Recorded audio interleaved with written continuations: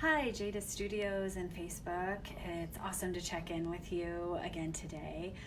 We are sunny in Minnesota. It's been a long time since we've all seen the sun, so I hope you all are out enjoying it and soaking in some vitamin D, getting the pups out for a walk, getting the kids out from all this cabin fever, and maybe getting yourself out to just breathe in some awesome fresh air and enjoy. I get asked all the time, what is traditional Chinese medicine? What is acupuncture? So I thought I would do a really brief overview of what it is and a quick description. Might dive into this a little bit more later, but wanted to give you a quick idea of what it is. So traditional Chinese medicine, or TCM as we refer to it, was started thousands of years ago. To my understanding, it was actually started with moxibustion, which is the burning of a herb, mugwort, and cupping. They used to soak bamboo cups in water and then throw the fire under the cup, and it would be put out because there's no oxygen in the cup, but it would actually be touching your skin, but it wouldn't burn you. And the fact that they soaked the cups in water meant that they also did not light on fire, which would have been an absolute mess. Acupuncture, the insertion of needles, actually came a bit later, and they didn't have filiform needles, obviously, thousands of years ago, and they didn't even have metal, so they used really thin stones, but they could only insert a few of those stones throughout the body, because once you pulled out the stone, or the quote-unquote needle, you would bleed quite a bit. So we also use a bleeding technique in acupuncture. We were taught how to do that in our schooling to do it safely, and it can release a ton of heat. So if you have a boil or a carbuncle or a terrible sore throat, or just something that needs to get the blood moving to get it through, it's usually a heat pattern in Chinese medicine, then you can use a lancet. We don't use a stone needle anymore, but you can, prick the skin and put a cup over it and actually move a lot of blood. I had an infection on the back of my head during my schooling, and they did bleeding cupping on my back, and Western medicine didn't clear it, but bleeding cupping cleared it really quickly. And let me tell you, those cupping marks lasted for a couple of weeks. I had a lot of blood stagnation. Things weren't moving through very well.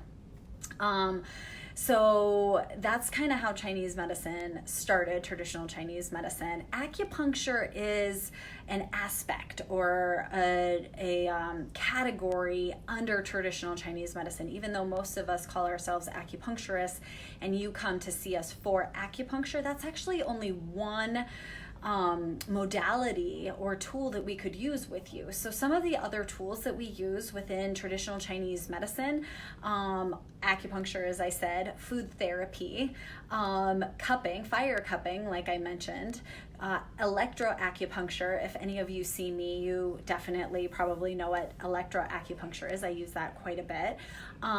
Gua sha, or otherwise known as scraping or graston.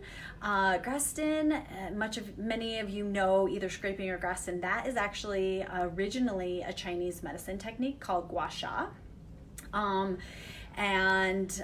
We also can use tuina, which is Chinese massage or a manual therapy. So that's just a little bit of information on what traditional Chinese medicine is versus acupuncture. So most people, again, only know acupuncture. I do call myself a doctor of acupuncture in Chinese medicine, just because TCM isn't as widely known or understood, but TCM is actually the umbrella that encompasses everything that we are able to do through our either doctorate or our master's. So we are certainly not just limited to inserting needles, although that is a big part of what we do.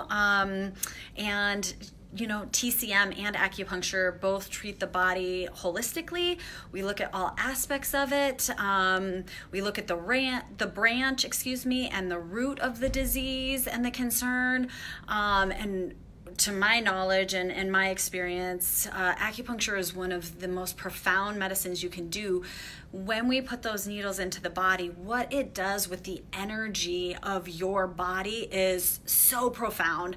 That's why when you get off of the table, I'll often say, hey, you're acupuncture drunk. And it is a feeling unlike any other. So that's because those needles go down and they are able to tap into, our base energy and alter that so that we are actually different after an acupuncture treatment or a traditional Chinese medicine treatment. We aren't just slightly changed, we are profoundly changed. And that is done with your practitioner and with you, the patient. So it is a team effort. No results will ever be the same for any two people or any continuous day or any, back-to-back treatments. Everything's always different, not because the treatment changed, but because you as the patient changed. So this medicine is so individual. It is so beautiful. It is so incredibly effective.